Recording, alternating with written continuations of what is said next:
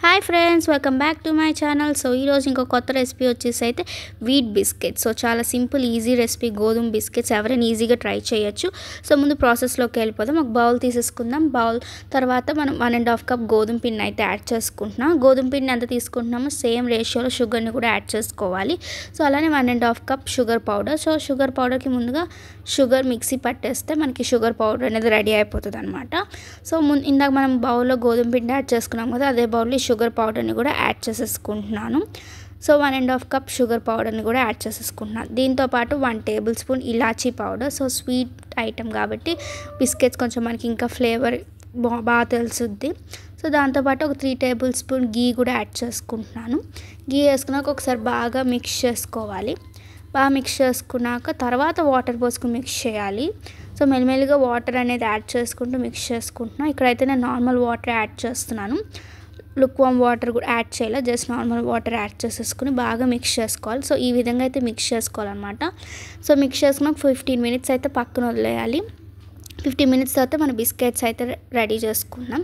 So కొంచెం పిండి తీసుకుని బాగా ఇలా రోల్ చేసేసుకున్నాక ఈ మౌల్తో అయితే నేను కట్ చేసుకుంటున్నాను బిస్కెట్స్ని హార్ట్ షేప్. సో మీ దగ్గర ఈ షేప్స్ అవైలబుల్గా లేకపోతే వీడియో చివరి దాకా చూడండి. ఇంకో మెథడ్ అయితే మీకు చూపించాను అనమాట. సో ముందుగా ఆయిల్ హీట్ చేసేసుకున్నాక మనం ఒక్కొక్క బిస్కెట్ని మనం ఆయిల్లో మెల్లిగా అయితే 1 బై 1 వేసుకుందాం.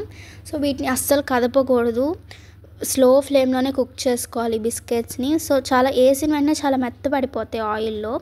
సో వీటిని మనం వెంటనే ఫాస్ట్గా తీసేయకూడదు, స్లోగా మెల్లిగా ఇటు బ్యాక్ సైడ్ ఫ్రంట్ అలా 2 సైడ్లు తిప్పుకుంటూ ఉండాలన్నమాట. సో ఇది ఫస్ట్ మెల్లిగా ఉంటే సో తర్వాత బిస్కెట్స్ రెడీ అయిపోయిన 30 మినిట్స్కి అయితే బాగా క్రిస్పీగా గట్టిగా అయితే బిస్కెట్స్ రెడీ అయిపోతే తీసుకునేటప్పుడు కూడా మెల్లిగా తీసుకోవాలి, లేకపోతే ఇరిగే ఛాన్సెస్ ఉన్నాయి. సో చూసారా, ఇదే ప్రాసెస్. మీరు పిండిని అలానే రోల్ చేసేసుకున్నాక బాటిల్ క్యాప్స్ ఉంటాయి చూసారా, ఆ బాటిల్ క్యాప్స్తో కూడా మనం ఈజీగా రెడీ చేసేసుకోవచ్చు. మీ దగ్గర సేమ్ హార్ట్ షేప్ అవే ఏమి ఉండక్కర్లేదు. సో మన దగ్గర బాటిల్ క్యాప్ ఉన్నా సరిపోతుంది, లేకపోతే మీకు ఇష్టమైన షేప్స్తో కూడా కట్ చేసుకోవచ్చు బిస్కెట్స్ని.